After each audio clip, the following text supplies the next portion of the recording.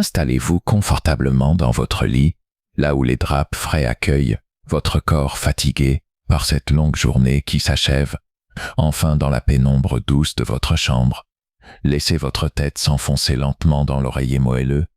Sentez comme la mousse épouse délicatement les contours de votre nuque, de vos épaules, permettant à chaque muscle de se relâcher progressivement comme une vague qui se retire sur une plage de sable fin. Fermez doucement vos paupières, sans effort, laissez-les simplement tomber sous leur propre poids, comme des rideaux de velours qui se ferment sur la scène d'un théâtre ancien. Prenez une longue inspiration profonde. Sentez l'air frais entrer par vos narines, remplir vos poumons de cette tranquillité nocturne, puis expirez lentement, très lentement, en laissant partir toutes les tensions accumulées dans votre corps. Commençons par détendre votre front, cet espace où se logent tant de pensées qui tourbillonnent encore faiblement comme des feuilles dans le vent d'automne. Imaginez que chaque ride, chaque petit pli de votre front se lisse doucement, comme si une main invisible et bienveillante passait sur votre peau avec la tendresse d'une plume. Vos sourcils s'abaissent naturellement sans tension, vos tempes se réchauffent légèrement dans cette relaxation progressive qui gagne maintenant vos paupières closes, si lourdes, si paisibles, votre mâchoire se desserre petit à petit. Vous sentez vos dents qui ne se touchent plus, votre langue qui repose mollement au fond de votre bouche, et cette sensation apaisante descend maintenant le long de votre cou, glissant comme du miel doré sur votre gorge, vos épaules qui s'affaissent enfin, libérées du poids invisible qu'elles portaient.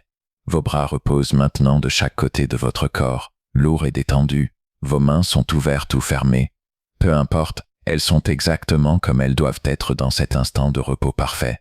Sentez comme vos doigts deviennent de plus en plus lourds, engourdis par cette vague de relaxation qui continue son voyage apaisant à travers votre corps tout entier. Votre poitrine se soulève et s'abaisse dans un rythme régulier, hypnotique, chaque respiration vous emmenant un peu plus profondément dans cet état de sérénité absolue où le monde extérieur s'estompe comme une aquarelle sous la pluie fine.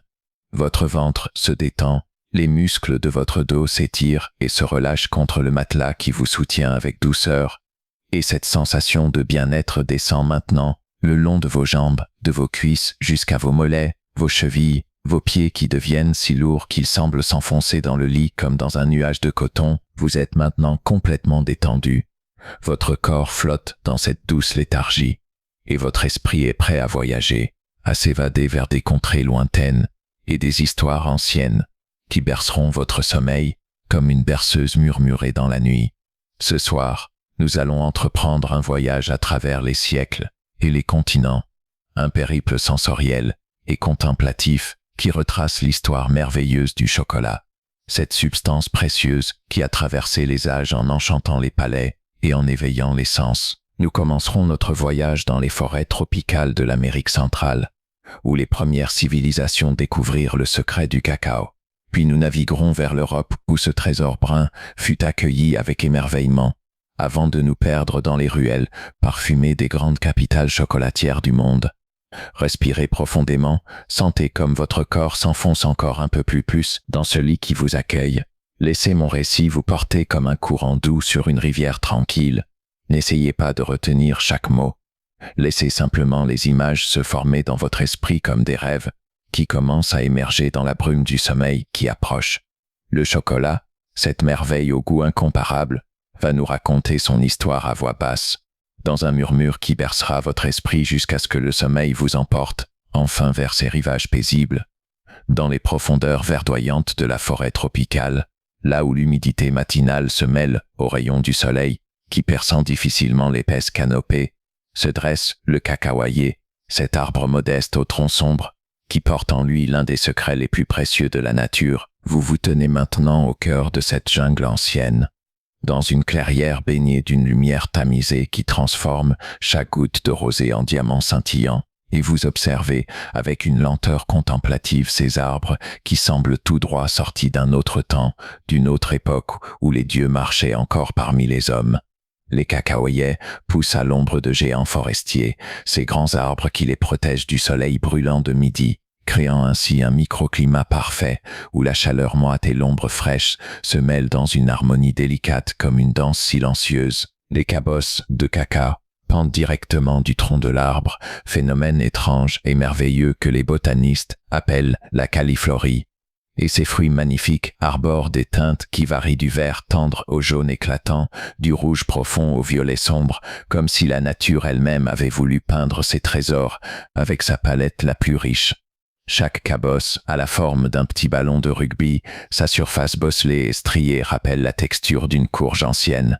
Et lorsque vous posez votre main sur son écorce épaisse, vous sentez sous vos doigts cette peau ferme et coriace qui protège jalousement les fèves précieuses nichées à l'intérieur. Le poids d'une cabosse mûre dans votre paume est réconfortant, substantiel, promesse de la richesse qu'elle contient, et vous pouvez presque sentir les battements de vie qui pulsent encore faiblement dans ce fruit qui a mis 6 mois à mûrir sous la protection bienveillante de la forêt.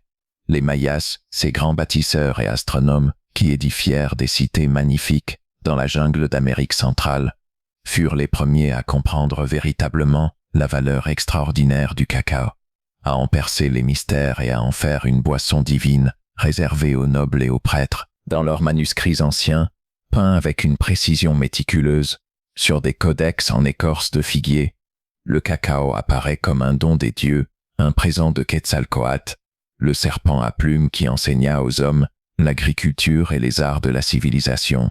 Vous vous promenez maintenant dans une cité maya au cœur de la jungle, vos pieds nus foulent les dalles de pierre encore chaudes du soleil couchant, et tout autour de vous s'élèvent les pyramides majestueuses, dont les marches abruptes grimpent vers le ciel comme des escaliers menant directement au royaume des dieux. Dans la fraîcheur relative du soir qui tombe sur la forêt, vous pénétrez dans la demeure d'un noble maya, une construction de pierre et de stuc dont les murs sont ornés de fresques colorées représentant des scènes de vie quotidienne et des cérémonies religieuses. L'intérieur est sombre et frais, une pénombre apaisante après la chaleur écrasante du jour, et vos yeux s'habituent lentement à cette lumière tamisée qui filtre à travers les ouvertures étroites. Au centre de la pièce principale, une femme est agenouillée devant un métate, cette pierre à moudre inclinée qui a servi pendant des millénaires à transformer les grains de maïs et de cacao en pâte fine.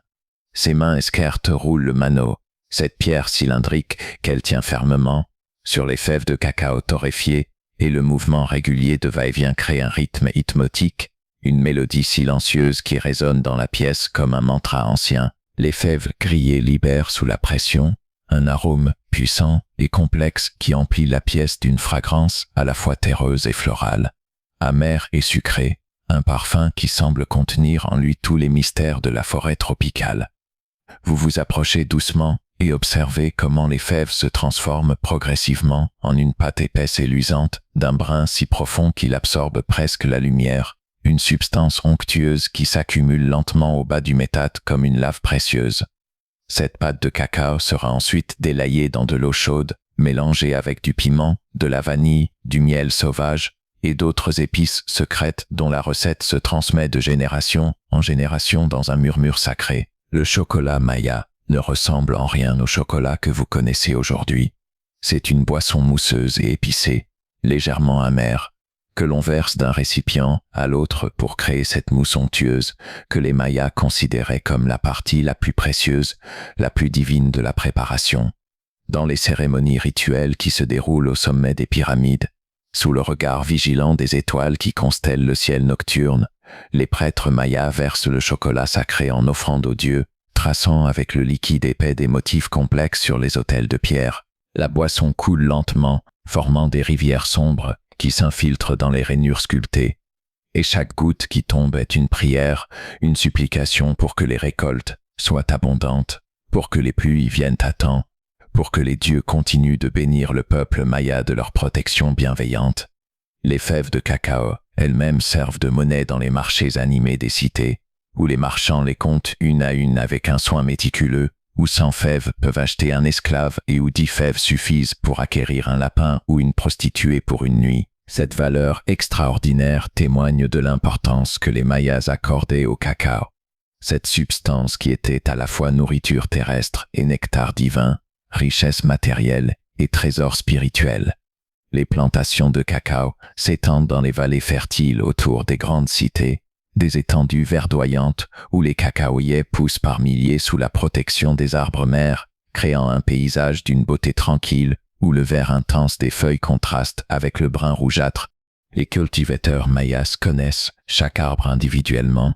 Ils savent exactement quel cacaoyer donnera les fèves les plus parfumées, lequel produira les fruits les plus gros. Et cette connaissance intime se transmet de père en fils comme un héritage sacré. La récolte du cacao est un rituel qui se répète 2 fois par an. Quand les cabosses ont atteint leur pleine maturité et que leur couleur indique qu'il est temps de les cueillir avec précaution pour ne pas endommager l'arbre qui continuera de produire pendant des décennies. Vous assistez maintenant à cette récolte. Vous voyez les hommes qui circulent entre les arbres avec une machette bien affûtée, évaluant chaque cabosse du regard avant de la détacher d'un geste précis et assuré. Les fruits tombent dans de grands paniers d'osier tressés, s'empilant les uns sur les autres avec un bruit sourd et satisfaisant, et bientôt les paniers sont si pleins qu'il faut 2 hommes pour les porter jusqu'à l'endroit où aura lieu la fermentation. Les cabosses sont ouvertes avec soin, fendues en 2 d'un coup de mashtec expert, et à l'intérieur apparaît un spectacle merveilleux, une pulpe blanche et gélatineuse qui enrobe les fèves comme un cocon protecteur. Cette pulpe est sucrée et rafraîchissante. Les enfants adorent la sucer directement, et son goût fruité contraste étrangement avec l'amertume profonde que développeront plus tard les fèves fermentées. Les fèves fraîchement extraites sont rassemblées dans de grandes jarres en terre cuite ou empilées sur des feuilles de bananier, puis recouvertes pour que commence le processus mystérieux de la fermentation. Cette transformation alchimique où les micro-organismes invisibles à l'œil nu commencent leur travail patient.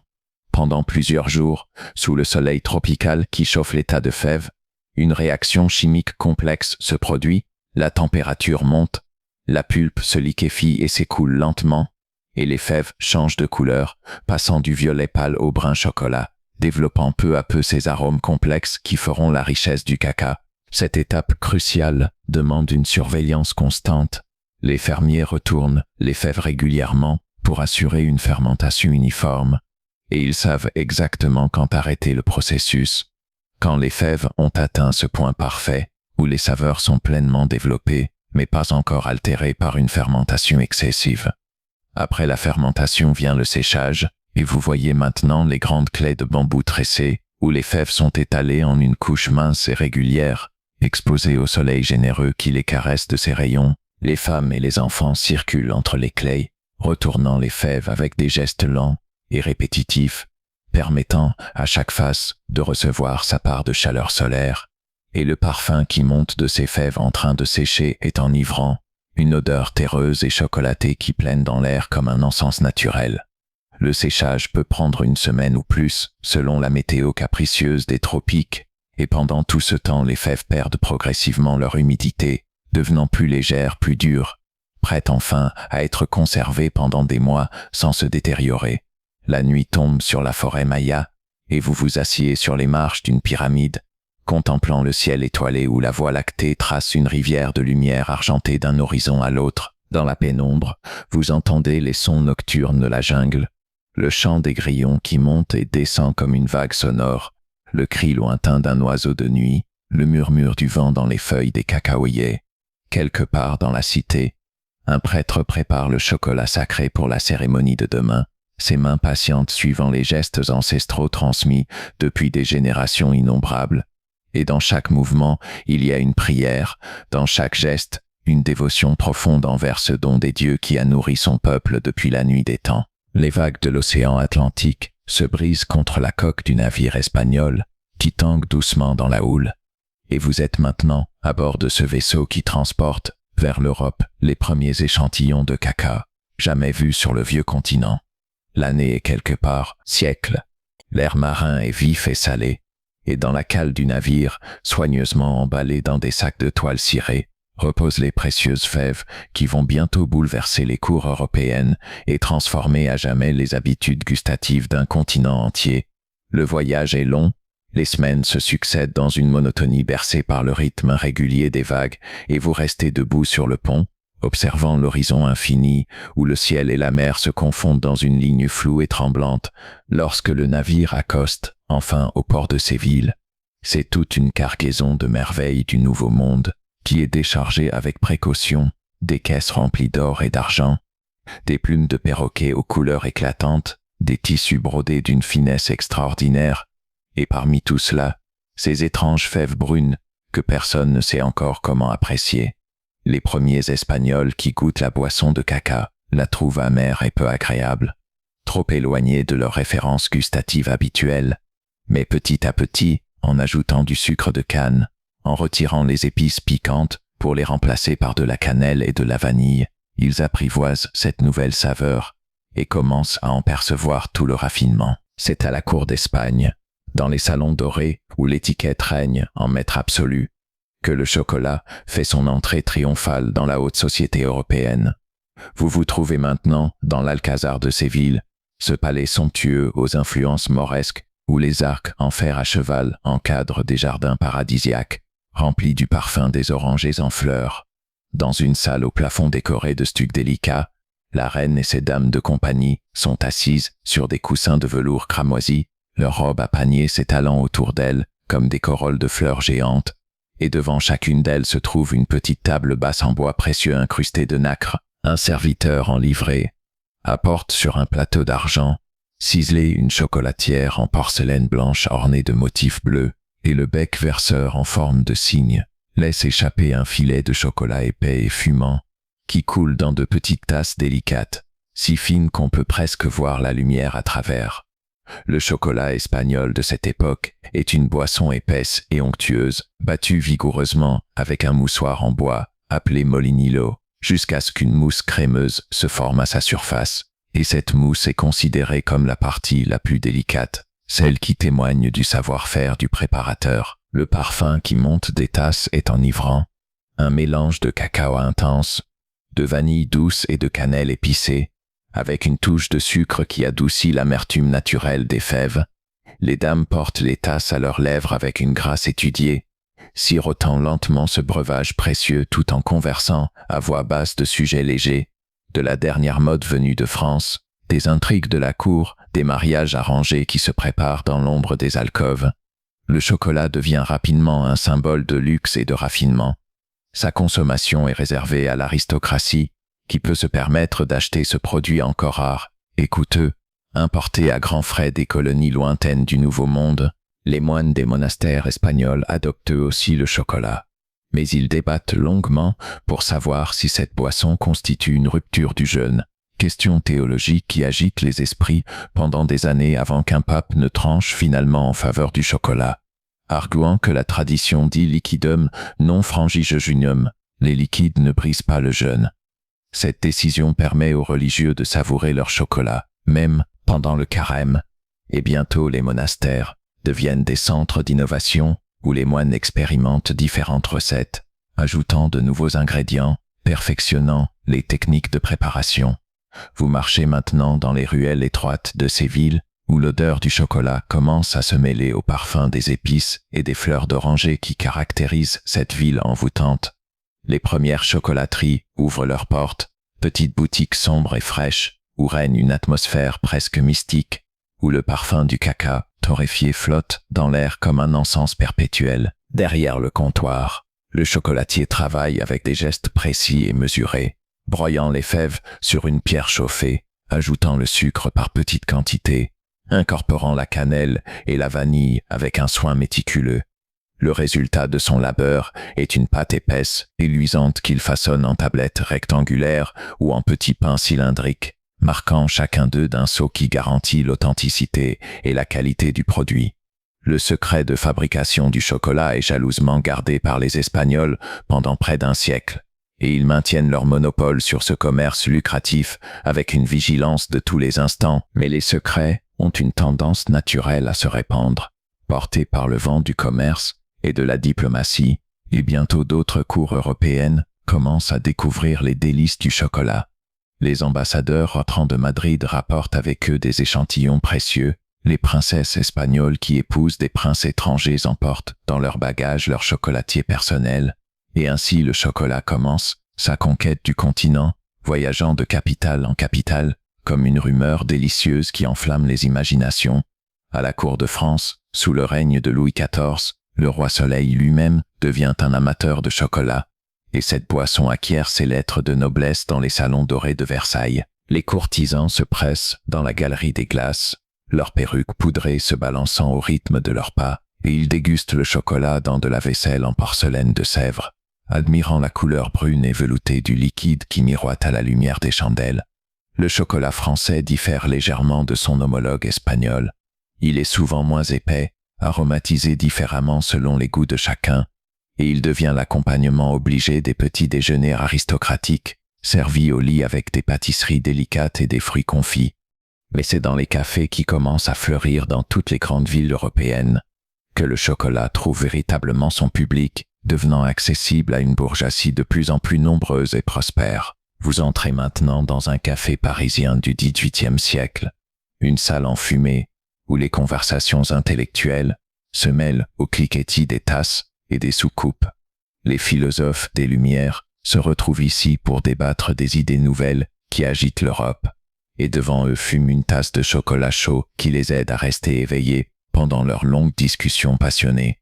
Les murs sont tapissés de boiseries sombres, des miroirs en pied reflètent la lumière vacillante des bougies, et l'atmosphère est celle d'un lieu où se forge l'avenir, où les pensées audacieuses trouvent un terrain fertile pour germer et se développer. Le chocolat a aussi des propriétés qu'on dit aphrodisiaques, et cette réputation sulfureuse ajoute encore à son attrait auprès d'une société qui apprécie les plaisirs sensuels tout en les entourant d'un voile de mystère et de discrétion. Les courtisanes élégantes sirotent leur chocolat dans leur boudoir parfumé.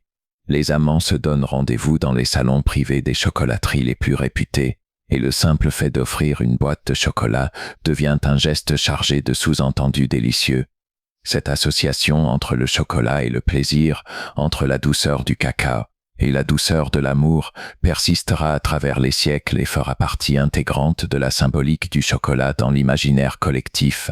Le train siffle longuement avant d'entrer en gare de Vienne et vous descendez sur le quai dans la fraîcheur d'un matin d'automne, votre valise à la main, prêt à découvrir cette ville qui est devenue au XIXe siècle l'une des capitales mondiales du chocolat. Les rues pavées de Vienne résonnent du bruit des sabots des chevaux tirant des calèches élégantes, et l'air est empli du parfum mêlé du café torréfié et du chocolat qui émane des nombreuses pâtisseries qui bordent les avenues.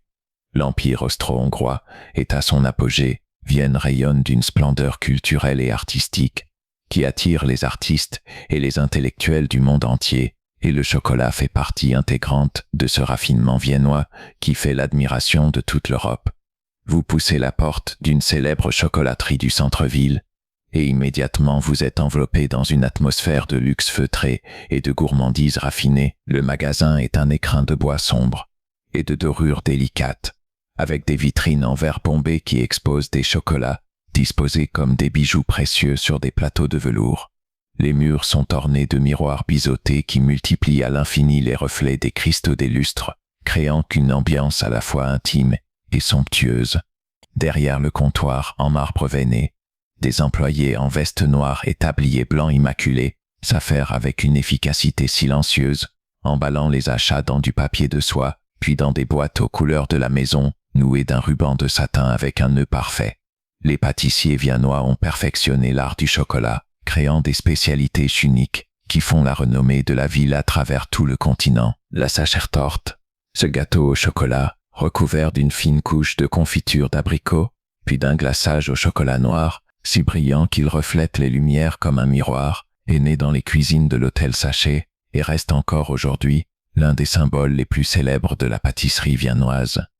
Vous observez un pâtissier qui prépare ce gâteau mythique, ses mains expertes travaillant la pâte avec une précision qui tient de l'horlogerie, incorporant le beurre battu en mousse, les jaunes d'œufs un à un, puis les blancs montés en neige avec des gestes d'une délicatesse infinie pour ne pas casser les bulles d'air qui donneront au gâteau sa texture aérienne. Dans la salle de dégustation, attenante à la chocolaterie, des tables rondes recouvertes de nappes blanches amidonnées accueillent les clients qui viennent savourer un chocolat chaud à la viennoise. Cette boisson épaisse et crémeuse surmontée d'une généreuse rose de crème fouettée. Vous prenez place près d'une fenêtre qui donne sur la rue animée, et bientôt une serveuse en uniforme noir et tablier blanc brodé dépose devant vous une tasse en porcelaine fine remplie de ce breuvage divin. La première gorgée est une révélation. Le chocolat est riche et velouté, d'une onctuosité parfaite. Et quand votre langue perce la couche de crème fouettée, le contraste entre le froid de la crème et la chaleur du chocolat crée une symphonie de sensations qui enchantent votre palais. Les confiseurs viennois rivalisent d'ingéniosité pour créer de nouvelles pralines et bonbons au chocolat, des créations miniatures qui sont de véritables œuvres d'art comestibles. Vous voyez dans les vitrines des chocolats moulés en forme de fleurs délicates, de fruits réalistes, de petits animaux pleins de vie, chacun peint à la main avec des colorants naturels, décorés avec des feuilles d'or comestibles ou saupoudrés de poudre de cacao. Les intérieurs sont tout aussi raffinés, des ganaches parfumées à la violette ou à la rose, des pralinés croquants aux noisettes du Piémont, des crèmes au champagne ou au marc de café. Chaque bouchée est une surprise, une explosion de saveurs qui se déploie progressivement sur le palais comme une mélodie complexe.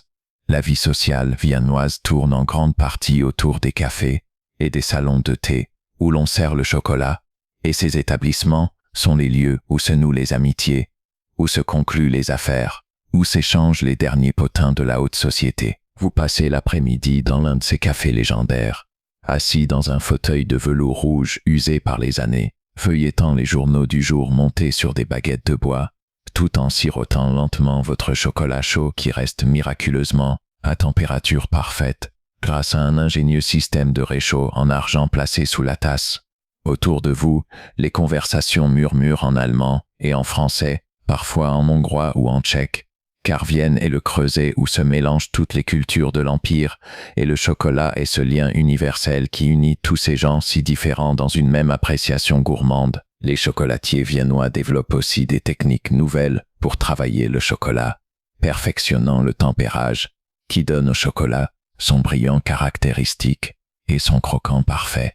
Dans l'arrière-boutique d'une chocolaterie, vous assistez à ce processus fascinant où le maître chocolatier fait fondre le chocolat dans un bain-marie, surveillant constamment la température avec un thermomètre de précision, puis le verse sur un marbre froid où il l'étale et le replie sur lui-même avec une spatule large, répétant ce mouvement hypnotique jusqu'à ce que le chocolat atteigne exactement la température voulue. Cette étape cruciale détermine la qualité finale du chocolat.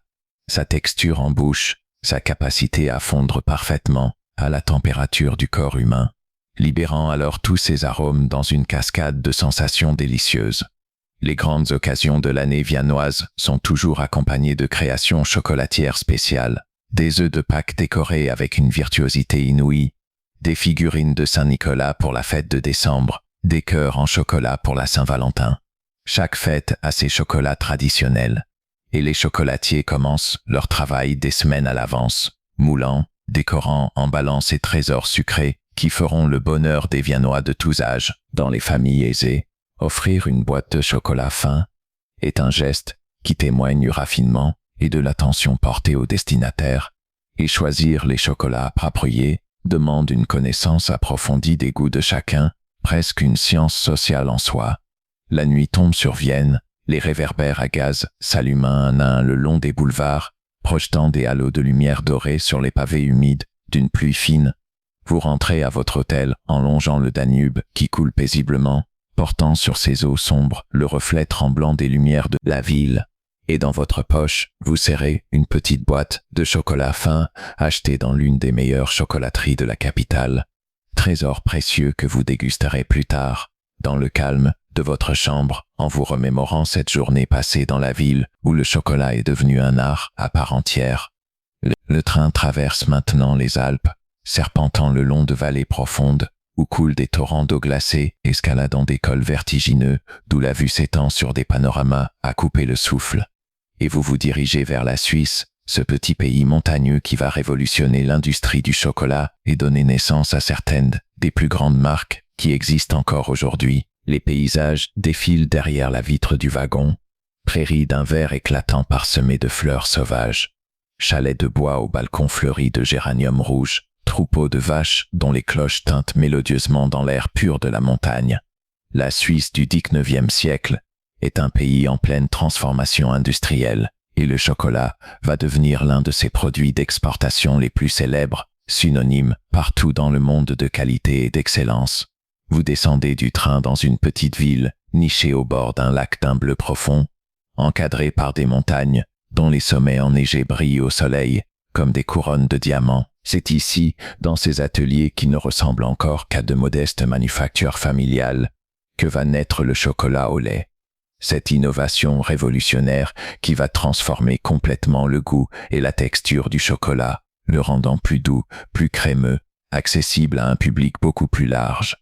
L'inventeur de cette merveille est un chocolatier perspicace qui a l'idée d'incorporer du lait en poudre à sa recette de chocolat, créant ainsi une texture fondante et un goût plus subtil qui séduira immédiatement les consommateurs. Dans l'atelier du maître chocolatier, l'air est saturé du parfum enivrant du chocolat qui bout doucement dans de grandes cuves en cuivre. Vous observez les ouvriers qui s'affairent autour des machines, surveillant la température, ajoutant les ingrédients selon des proportions précises gardées secrètes, goûtant régulièrement le mélange pour s'assurer que la qualité reste constante. Le processus de fabrication du chocolat suisse est long et méticuleux. Il commence par la sélection rigoureuse des meilleures fèves de cacao importées d'Équateur ou du Ghana, continue par une torréfaction lente qui développe les arômes, sans les brûler, puis par un broyage qui transforme les fèves en une pâte liquide, appelée masse de cacao. C'est le conchage, cette étape inventée par un autre chocolatier suisse visionnaire, qui va véritablement faire la différence et donner au chocolat suisse sa texture incomparable. Le conchage consiste à brasser le chocolat liquide pendant des heures, parfois des jours entiers, dans de grandes cuves chauffées, permettant à l'humidité résiduelle de s'évaporer, aux particules de sucre de se réduire à une taille microscopique et aux arômes de se développer pleinement.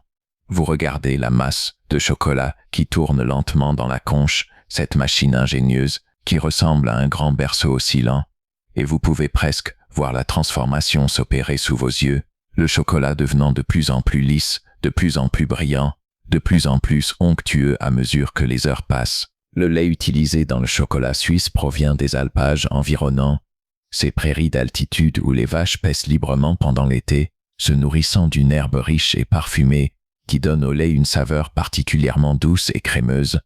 Les fermiers descendent le lait frais chaque matin à la manufacture, dans de grands bidons en aluminium qui tintent au rythme du pas des chevaux, et ce lait est immédiatement transformé en poudre selon un procédé qui permet de le conserver tout en préservant ses qualités nutritives. L'ajout de cette poudre de lait au chocolat crée une alchimie merveilleuse, les protéines du lait se lient aux particules de cacao. Le lactose apporte une douceur naturelle qui équilibre l'amertume du cacao, et le résultat est un chocolat d'une onctuosité parfaite qui fond littéralement sur la langue. Les chocolatiers suisses ne se contentent pas d'inventer le chocolat au lait, ils créent aussi une multitude de spécialités qui deviendront célèbres dans le monde entier. Les pralinés fourrés, ces petites merveilles où une coque de chocolat fin enrobe un cœur fondant de ganache ou de praliné, sont perfectionnés jusqu'à atteindre un niveau de qualité inégalé. Vous dégustez l'un de ces chocolats, sentez d'abord, sous vos dents, le croquant délicat de la coque qui cède, puis découvrez le cœur crémeux qui se répand dans votre bouche, libérant une explosion de saveurs où se mêle le cacao intense, la noisette grillée, peut-être une pointe de café ou de caramel.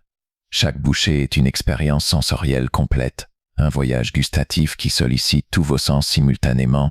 Les tablettes de chocolat suisse sont fabriquées avec un soin extrême, chaque rectangle parfaitement calibré, chaque carré marqué avec précision pour pouvoir se détacher facilement. L'emballage lui-même est une œuvre d'art, du papier d'aluminium doré ou argenté qui protège le chocolat de la lumière et de l'air, enveloppé dans du papier imprimé aux couleurs vives, orné du nom de la marque en lettres élégantes et de motifs évoquant les Alpes ou les vaches suisses. Ouvrir une tablette de chocolat suisse est un rituel, vous déchirez délicatement le papier, dépliez l'aluminium qui crisse sous vos doigts, et enfin découvrez le chocolat lui-même, brillant, lisse, dégageant un parfum subtil qui fait saliver d'anticipation. La réputation du chocolat suisse se répand rapidement à travers l'Europe et au-delà, portée par les touristes qui visitent la Suisse et rapportent chez eux des boîtes de chocolat. Comme souvenir précieux, les manufactures grandissent, se transforment en usines modernes équipées de machines à vapeur, puis électriques, mais elles conservent jalousement les secrets de fabrication qui font la supériorité de leurs produits. Les maîtres chocolatiers forment des apprentis qui apprendront le métier pendant des années avant de pouvoir prétendre maîtriser tous les aspects de cet art complexe. Et cette tradition de l'excellence se perpétue de génération en génération. Dans les villages alpins, les chocolateries deviennent des institutions locales, des lieux de fierté communautaire, où tout le monde connaît quelqu'un qui travaille à la manufacture. L'odeur du chocolat qui s'échappe des cheminées parfume toute la vallée. Et les enfants qui passent devant l'usine sur le chemin de l'école rêvent du jour où ils pourront eux aussi travailler là, contribuer à perpétuer cette tradition qui fait la renommée de leur pays. Les fêtes de fin d'année voient la production s'intensifier, les ouvriers travaillent parfois jour et nuit pour satisfaire la demande croissante, et des trains entiers partent chargés de chocolat vers toutes les grandes villes d'Europe. Le soir, vous vous promenez le long du lac dont les eaux calmes reflètent les dernières lueurs du crépuscule. Les montagnes se découpent en ombres chinoises sur le ciel qui passe du rose au mauve, puis au bleu nuit. Dans votre poche, vous avez une petite tablette de chocolat suisse, et vous en croquez un carré, laissant le chocolat fondre lentement sur votre langue, savourant cette perfection crémeuse qui est le fruit de générations d'innovation. Le chocolat suisse est plus qu'un simple produit. C'est l'incarnation d'une philosophie, celle de la recherche constante de la qualité, du respect des traditions alliées à l'innovation technique, et c'est cette combinaison unique qui en fait un trésor apprécié partout dans le monde. Nous arrivons maintenant au terme de notre voyage, dans votre propre cuisine, dans ce moment présent où vous pouvez vous-même expérimenter la magie du chocolat, cette douceur infinie qui a traversé les siècles et les continents pour arriver jusqu'à vous. Vous tenez dans vos mains une tablette de chocolat noir. Le papier crisse doucement quand vous le déchirez, révélant cette surface lisse et brillante qui a la couleur de l'ébène poli. Avant même de le goûter, vous le portez à vos narines et inspirez profondément, laissant le parfum complexe du cacao emplir vos poumons. Ces notes terreuses et florales, légèrement fruitées, qui évoquent immédiatement les forêts tropicales d'où proviennent les fèves. Vous cassez un carré de chocolat, et le bruit net, ce claquement sec et satisfaisant, témoigne de la qualité du tempérage, de cette cristallisation parfaite, qui donne au chocolat sa texture croquante. Regardez la cassure, observez cette surface mate et régulière, sans bulles d'air, sans zone blanchâtre qui trahirait un défaut de fabrication. Posez maintenant ce carré de chocolat sur votre langue, mais ne le croquez pas tout de suite, laissez-le simplement reposer là. Sentez comme il commence immédiatement à fondre au contact de la chaleur de votre bouche, libérant progressivement ses arômes dans une progression lente et voluptueuse. Les premières notes qui se dégagent sont les plus volatiles, celles qui s'évaporent rapidement, des touches de fruits rouges peut-être, ou de fleurs séchées, puis viennent les arômes de cœur, plus profonds, plus complexe, où le cacao révèle toute sa richesse, ses nuances de café torréfié, de caramel, de bois précieux, et enfin les notes de fond persistant longtemps après que le chocolat est complètement fondu, une légère amertume agréable qui reste sur le palais comme le souvenir d'un plaisir parfait. C'est cette longueur en bouche, cette persistance aromatique qui distingue un grand chocolat d'un chocolat ordinaire, et vous prenez le temps de savourer chaque seconde de cette expérience sensorielle. Le chocolat a ce pouvoir merveilleux de nous transporter instantanément ailleurs, de nous faire voyager dans le temps et dans l'espace sans quitter notre fauteuil. Chaque bouchée contient l'histoire de millénaires de culture humaine, depuis les forêts mayas jusqu'aux chocolateries ultramodernes d'aujourd'hui, en passant par les cours royales d'Europe et les ateliers artisanaux suisses. Dans ce simple carré de chocolat qui fond doucement dans votre bouche, il y a le travail de centaines de personnes, le cultivateur qui a récolté les cabosses avec soin, le fermier qui a supervisé la fermentation, le torréfacteur qui a développé les arômes, le chocolatier qui a assemblé les ingrédients avec précision, et tous ces efforts convergent vers ce moment présent où vous savourez leur création. Le chocolat est aussi intimement lié à nos souvenirs d'enfance, à ces moments de bonheur simple où une tablette de chocolat était un trésor inestimable, où lécher le bol de mousse au chocolat était le summum du plaisir, où les œufs de Pâques cachés dans le jardin étaient des découvertes magiques qui faisaient battre le cœur plus vite. En grandissant, notre appréciation du chocolat devient plus sophistiquée. Nous apprenons à distinguer les différentes origines de cacao, les pourcentages de cacao, les subtilités des différentes recettes, mais cette joie fondamentale, cette satisfaction profonde que procure le chocolat, reste inchangée, aussi pure qu'elle l'était dans notre enfance. Il y a aussi quelque chose de profondément réconfortant dans le chocolat, une qualité presque méditative dans la façon dont il nous ralentit, nous force à prêter attention à l'instant présent. Dans notre monde moderne qui va toujours trop vite, où tout semble s'accélérer constamment, prendre le temps de savourer vraiment un morceau de chocolat devient un acte de résistance douce, une affirmation que certains plaisirs ne peuvent pas être précipités, qu'ils demandent une attention, une présence, un respect. Le chocolat nous enseigne la patience, il nous rappelle que les meilleures choses dans la vie sont celles que l'on prend le temps d'apprécier pleinement. Vous préparez maintenant une tasse de chocolat chaud, versant le lait frais dans une casserole, ajoutant les copeaux de chocolat noir que vous avez râpés finement, remuant lentement avec une cuillère en bois pendant que le mélange chauffe progressivement sur le feu doux. Vous observez les copeaux de chocolat qui fondent graduellement, se dissolvant dans le lait qui commence à frémir, créant des volutes marbrées qui tourbillonnent dans la casserole comme une danse hypnotique. Le parfum qui monte de la casserole est enivrant. Il emplit toute la cuisine d'une odeur réconfortante qui évoque immédiatement la sécurité, le cocon familial, ces matins d'hiver où le chocolat chaud vous réchauffait de l'intérieur avant d'affronter le froid extérieur. Quand le chocolat est parfaitement fondu et que le lait est sur le point de bouillir, vous retirez la casserole du feu et versez le liquide fumant dans votre tasse préférée, celle qui a exactement la bonne forme, la bonne taille, celle dont l'anse s'adapte parfaitement à votre main. Vous ajoutez peut-être une pincée de cannelle moulue ou une goutte d'extrait de vanille, juste assez pour compléter sans masquer le goût du chocolat. Puis vous portez la tasse à vos lèvres et soufflez doucement sur la surface pour la refroidir légèrement. La première gorgée est toujours la meilleure. Cette explosion de chaleur et de douceur qui se répand dans votre bouche, coule le long de votre gorge, diffuse une sensation de bien-être qui rayonne dans tout votre corps. Vous vous installez confortablement dans votre fauteuil favori, la tasse de chocolat chaud tenue à deux mains comme un précieux talisman, et vous regardez par la fenêtre le monde qui continue son cours à l'extérieur. Peut-être qu'il pleut doucement, les gouttes traçant des chemins sinueux sur la vitre, ou peut-être que la neige tombe en flocons paresseux, qui virevoltent dans la lumière des réverbères. Peu importe le temps qu'il fait, vous êtes ici, au chaud, avec votre chocolat, et cet instant est parfait dans sa simplicité, dans son évidence tranquille.